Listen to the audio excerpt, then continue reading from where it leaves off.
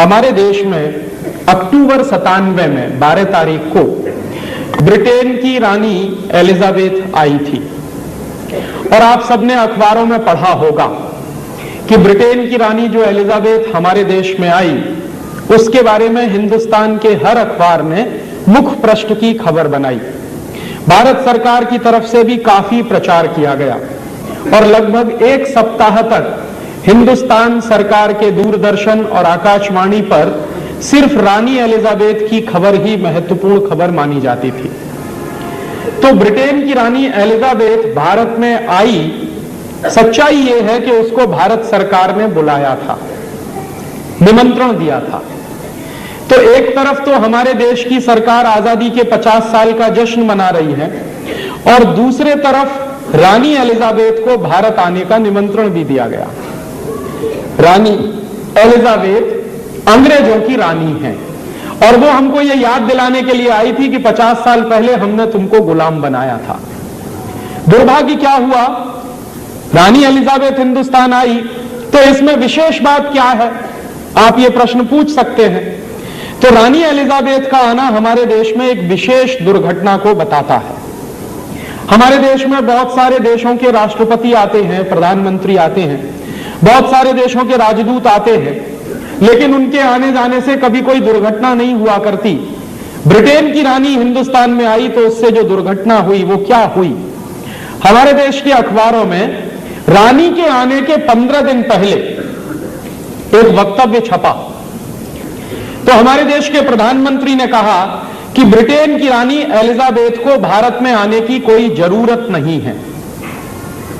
तो ब्रिटेन की रानी एलिजाबेथ को भारत में आने की जरूरत नहीं है, यह बात हिंदुस्तान के सभी अखबारों में छपी और ना सिर्फ हिंदुस्तान के अखबारों में छपी बल्कि दुनिया के कई देशों के अखबारों में यह बात छपी। जब यह बात लंदन के अखबारों में भी छपी तो लंदन के वहां के कई सांसद हैं, वहां की जो पार्लियामेंट है, वहां के बहुत सारे सांसदों ने एक स्टेटमेंट किया। स्टेटमेंट यह किया कि भारत के प्रधानमंत्री की यह हिम्मत कैसे हुई कि वो ब्रिटेन की रानी को भारत में आने के लिए मना करें, क्योंकि हमारे प्रधानमंत्री ने कह दिया था कि ब्रिटेन की रानी को भारत में आने की जरूरत नहीं है। तो ब्रिटेन के प्राइम मिनिस्टर, उनके कई मंत्री और उनके कई बड़े बड़े नेताओं ने इस बात पर हंगामा किया और यह हंगामा जो लंदन में हुआ वो बाद में हिंदुस्तान तक पहुंचा। और हमारे देश में क्या हुआ, लंदन से बहुत सारे फैक्स के मैसेजेस हिंदुस्तान के प्रधानमंत्री कार्यालय में पहुंचे और हिंदुस्तान की सरकार पर दबाव डालने के लिए ब्रिटेन की सरकार ने एक प्रेस वक्तव्य भी जारी कर दिया। वो प्रेस वक्तव्य भी हिंदुस्तान में छपा, दुनिया के तमाम देशों के अखबारों में छपा। तो 24 घंटे पहले हमारे प्रधानमंत्री कहते थे कि ब्रिटेन की रानी को भारत में आने की कोई जरूरत नहीं है। मात्र 24 घंटे के बाद हमारे प्रधानमंत्री ने एक दूसरा वक्तव्य दिया कि ब्रिटेन की महारानी को हिंदुस्तान में आने के लिए भारत सरकार स्वागत करेगी। और उसके साथ साथ एक बात और उन्होंने कही कि ब्रिटेन की महारानी को भारत में आने के लिए कोई वीजा लेने की जरूरत नहीं है, माने बिना वीजा के ब्रिटेन की महारानी भारत में आ सकती है। तो हमारे देश के प्रधानमंत्री की गुलामी की हालत का आप अंदाजा लगाइए कि 24 घंटे पहले एक बात कह रहे हैं और 24 घंटे के अंदर आपको वक्तव्य बदलना पड़ा और उनके स्वागत की तैयारी भी करनी पड़ी। ब्रिटेन की महारानी आई, 12 अक्टूबर को दिल्ली में उतरी तो पुलिस के किसी भी बड़े अधिकारी ने ब्रिटेन की महारानी का वीजा पूछने की हिम्मत नहीं की। कानून जानते हैं क्या है?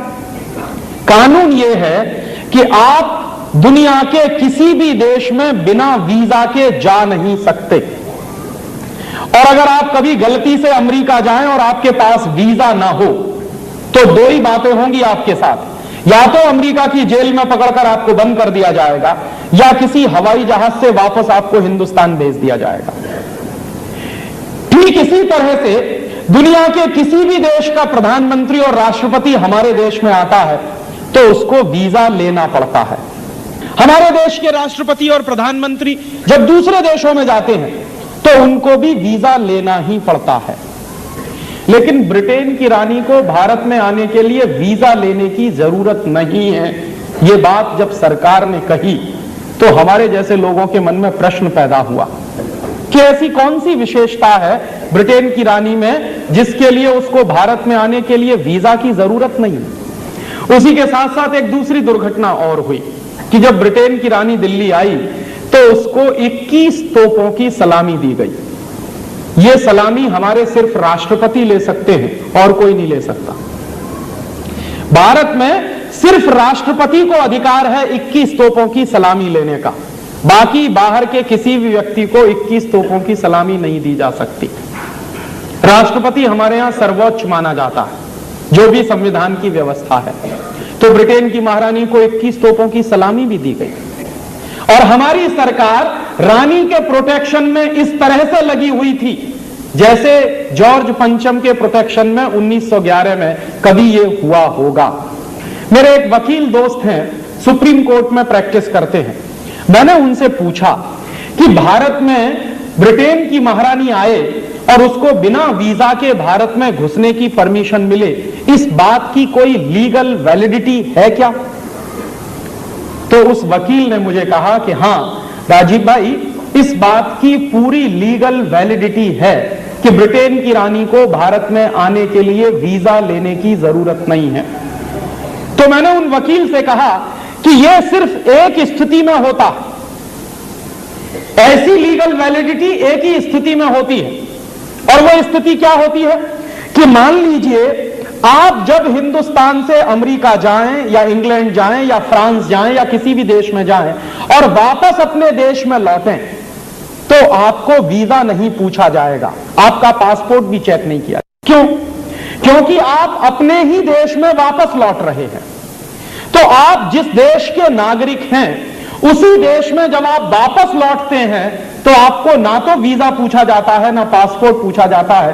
तो मैंने मेरे वकील दोस्त से कहा कि ब्रिटेन की रानी को अगर वीजा नहीं पूछा गया, पासपोर्ट नहीं पूछा गया, तो मैं ये मानूं क्या कि ब्रिटेन की महारानी हिंदुस्तान की नागरिक है? तो उन्होंने कहा कि हां ऐसा है। तो मेरे तो होश उड़ गए। मैंने कहा आप क्या कह रहे हैं? उन्होंने कहा मैं बिल्कुल ठीक कह रहा हूं। तो मैंने कहा कि अगर ब्रिटेन की महारानी हिंदुस्तान की नागरिक है और इस बात की लीगल वैलिडिटी है तो हमारी आजादी का मतलब क्या है?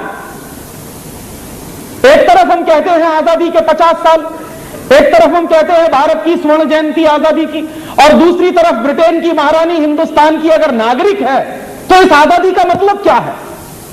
तो उन्होंने कहा कि तुम लोगों को शायद मालूम नहीं है कि हमें आजादी नहीं मिल पाई है अभी तक। तो मैंने कहा कि आप क्या कह रहे हैं? तो उन्होंने कहा कि मैं सच कह रहा हूं, एक कानून है, उसको अगर तुम पढ़ोगे तो तुमको समझ में आएगा कि भारत अभी तक आजाद नहीं हुआ है।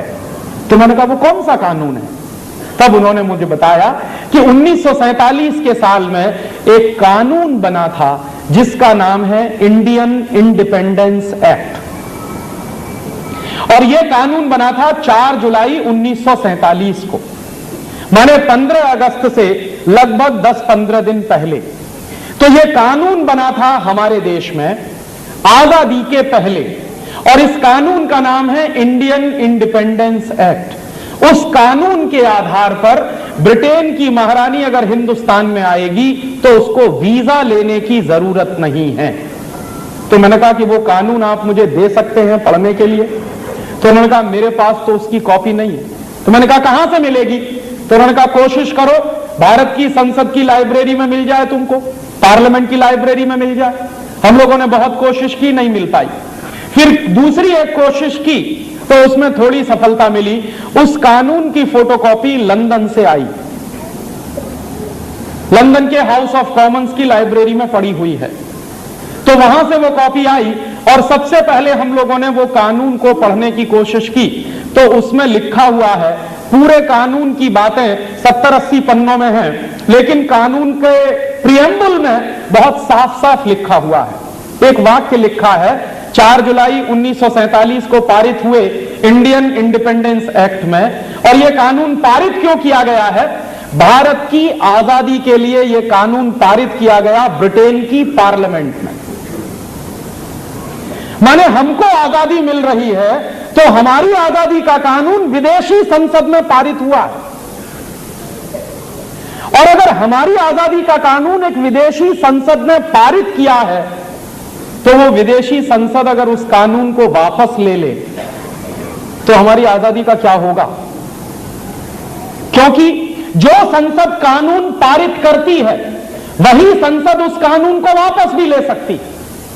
तो मान लीजिए 4 जुलाई 1947 को वो कानून पारित हुआ है लंदन में, तो कल को वो लंदन की पार्लियामेंट से वापस हो जाए तो हमारी आजादी के सामने पूरा प्रश्न चिन्ह लग जाएगा। दुर्भाग्य हमारा आपका जानते हैं क्या है कि हम आजाद भी हुए हैं तो ये कानून अंग्रेजों ने तय किया है, हमने तय नहीं किया है। हमारी आजादी के बारे में हमने तय नहीं किया। वो कानून क्या है? 4 जुलाई 1947 को लंदन की पार्लियामेंट में जो कानून पारित हुआ है उसके प्रियम्बुल में एक वाक्य लिखा हुआ है। उस वाक्य का अंग्रेजी में क्या भाषांतर है? After 15th August 1947 India and Pakistan will be 2 dominion states. 15 अगस्त 1947 के बाद भारत और पाकिस्तान 2 डोमिनियन स्टेट्स बनेंगे। डोमिनियन स्टेट्स का माने क्या होता? दुनिया के किसी भी देश की डिक्शनरी में आप डोमिनियन स्टेट्स का मतलब ढूंढिए तो उसका एक ही मतलब होता है। डोमिनियन स्टेट्स का माने एक बड़े राज्य के अधीन कोई छोटा राज्य। तो हम 15 अगस्त 1947 के बाद भारत और पाकिस्तान डोमिनियन स्टेट्स बने हैं, ना कि इंडिपेंडेंट नेशन। और चूंकि हम डोमिनियन स्टेट्स बने हैं तो हैं किसके हम डोमिनियन स्टेट्स? यूनाइटेड किंगडम के या कॉमनवेल्थ के। तो 15 अगस्त 1947 के बाद हमारी हैसियत क्या बनी है? हमारी हैसियत बनी है कि हम यूनाइटेड किंगडम और यूनाइटेड किंगडम के बनाए गए कॉमनवेल्थ के डोमिनियन स्टेट्स हैं, ना कि हम इंडिपेंडेंट नेशन। और अगर हम इंडिपेंडेंट नेशन नहीं हैं तो बात समझ में आती है कि आज भी ब्रिटेन की महारानी हमारी महारानी है, क्योंकि हम डोमिनियन स्टेट्स हैं। और यह बात अगर 4 जुलाई 1947 के कानून से है तो मेरे मन में सबसे बड़ा प्रश्न आजकल जो उठ रहा है वो ये कि 50 साल से इस देश की राजनीतिक पार्टियां क्या कर रही हैं। यह बात तो हिंदुस्तान की संसद में आनी चाहिए थी। शायद पिछले साल आपने देखा होगा 14 अगस्त की रात को 12 बजे भारत की संसद में एक संयुक्त अधिवेशन हुआ। तो जो बात मैं आपसे कह रहा हूं वो बात भारत की संसद में आनी चाहिए कि हम 50 साल पहले अंग्रेजों द्वारा बनाए गए एक कानून के आधार पर डोमिनियन स्टेट्स बने हैं, ना कि हम इंडिपेंडेंट नेशन। तो हम इंडिपेंडेंट नेशन कब बनेंगे? कितने साल और लगेंगे उसमें? और अगर हम इंडिपेंडेंट नेशन नहीं है तो फिर आजादी की ये स्वर्ण जयंती क्यों मना रहे हैं? किसके गले पे तमाचा मार रहे हैं? और वो बात जब समझ में आई तो बिल्कुल स्पष्ट हो गया कि रानी अगर आएगी हिंदुस्तान में तो बिना वीजा बिना पासपोर्ट के ही आएगी, क्योंकि आप उनके डोमिनियन स्टेट्स हैं।